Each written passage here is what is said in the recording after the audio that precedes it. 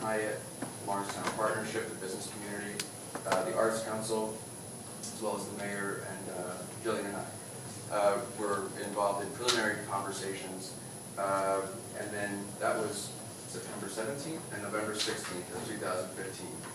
And then on December 14th, we had our first public workshop in the offices of Gensler Architects when they were down on the first floor. Now they're back up on the third floor of that building.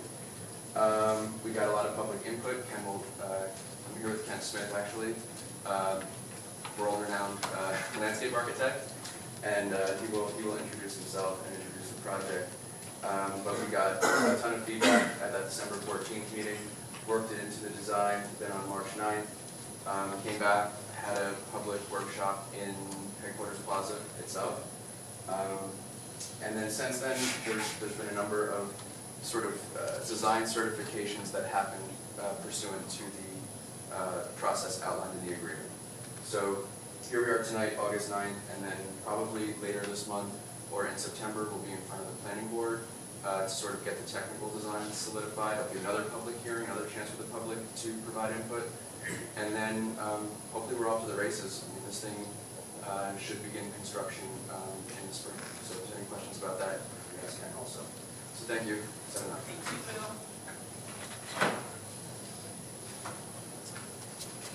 Thank you. It's a pleasure to be here and give you an update. Can I just stand here? And do this? Okay. I'll try to keep this brief.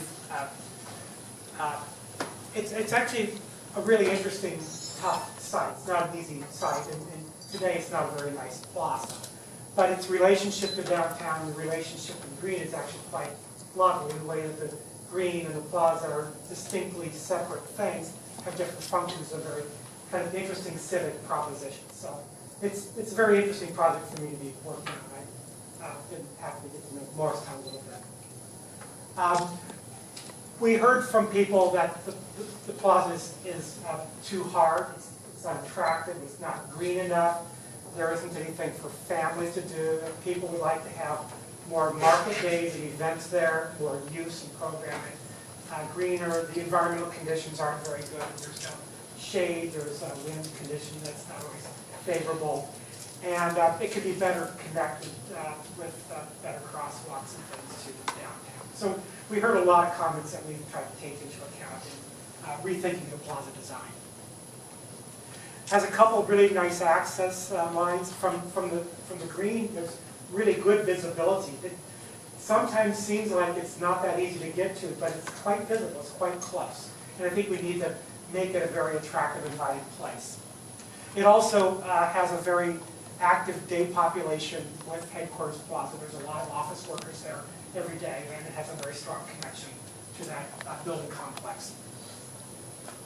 It has lack of shade. It's hot in the summer with heat island. And in terms of limitation, it's over a parking garage, and we have very limited weight that we can have there. For example, we probably can't have an ice skating rink, which would be lovely, but it would weigh too much, and it's very hard to have a lot of trees because of weight. So we're very constrained, but with creativity, we can create a nice space. We had a series of public meetings. People came out, told us what they liked and didn't like, left comments.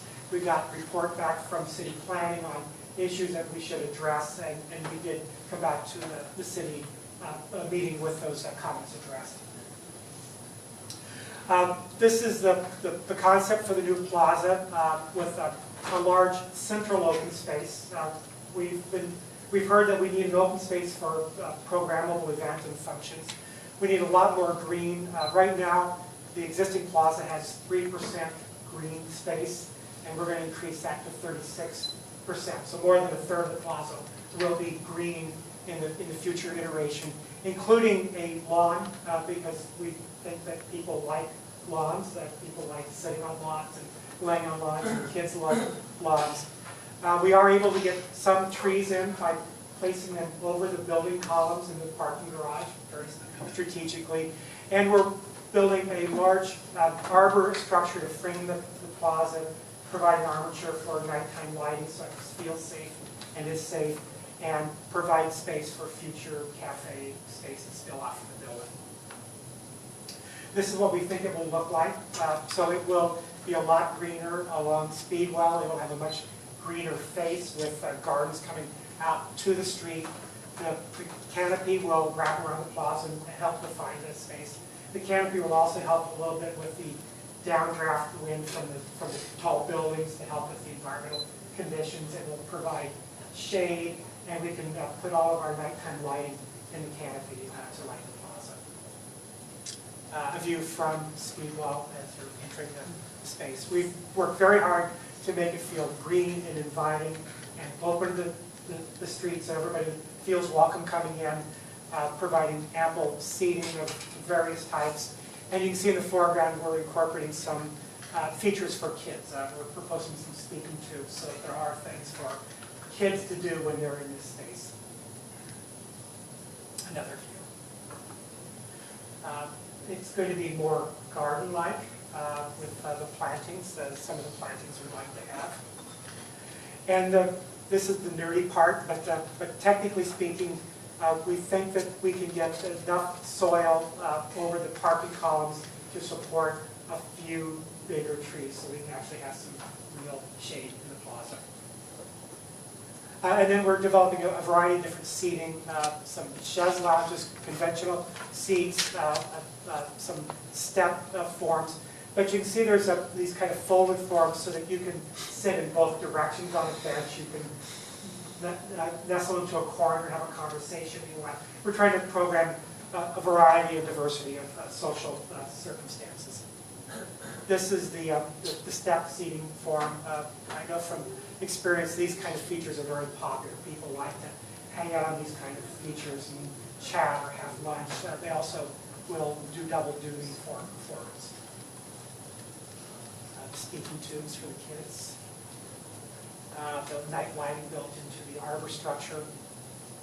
A view of what that arbor structure might look like. And a description of some of the various seating circumstances, the social seating. And then we tested it out for a few events because we heard from the arts group and from the Downtown Partnership and others that they want to have programming for the plaza. So there's a lot of events like pumpkin carving could happen here, or there could be nighttime movies in the summer, or the arts block could actually incorporate the plaza. So we want to make it as programmable as possible. So here we were looking at how you might have a small performance if you brought in a stage, set up chairs for 200 people and had terraced seating for an initial 30. So you can have a nice small event for 250 people. We also see that you could have 2 30 by 60 tents. This is quite a large tented space if you wanted to have a wedding. The Hyatt Hotel has expressed interest in using the space for events and programming. And so, and if you had an event in inclement weather, the ability to have tents would be good. Kevin, Yes. quick question, just to orientate. Speedwell is On your right. Yes. Okay. It's not oriented to the north. I apologize. Okay, very good, thank you. And then this shows up a typical market. We could put in 30-some standard market tents. And then this is the overall plan. So that's my update. I think we've had good public participation, and we've tried to be responsive to things we've heard, and I think we're really focused on creating a space that is green, is safe, it feels good, and can be actively programmed so that it really provides benefit for the community. I'd be glad to answer questions.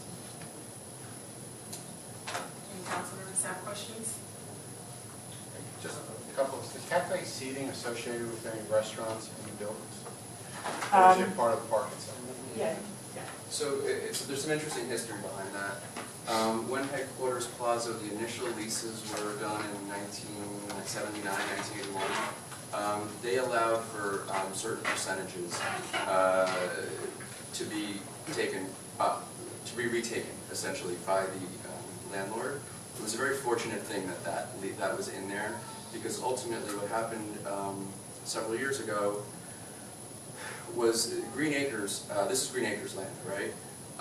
Green Acres is very sticky like they don't like to let things go. And the landlord had done some improvements in the back for a daycare facility, which restricted public access for security purposes. Green Acres looked at that as what they call a diversion of public land. We were able to use that 10% provision that predated Green Acres restrictions on the land in order to get that kind of sanctified by Green Acres. And what they said was that if we come back to them with the plan showing different areas of cafe seating, that they would also allow those areas to be part of that as long as it doesn't exceed 10% or was it like 5,000 feet or something like that. And the reason why cafe seating would be a problem for Green Acres, is that if it's for paying customers only, it's not unrestricted public access. So that will have to go through a process. I'm sure that we'll have to have some kind of council action if we submit something to Green Acres like that. So that's what's behind the cafe seating. So it would be. Hopefully we need a restaurant first, and then we'll get the seating. But cafe seating actually really does activate public spaces, and it's a good thing to have people out there with cafe seating. So we very much support it, and we're working with the owners and are hopeful that there will be active cafe and restaurant that could support it in the future. And then the second question, the maintenance of the gardens itself, is the cost of that, just so it continues to look nice. How is that? The owners. That'll be the owners, and the owners here are nice. I assume you're shaking your head, yes. And that's pursuant to the agreement. As we have that in the agreement. Perfect. That's a good question. Thank you, council. We've had a preview ahead of the planning board. We'll keep you informed as things evolve. I'm sure Mr. The planner will do the same thing as well. Thank you. Thank you. Thank you for the presentation.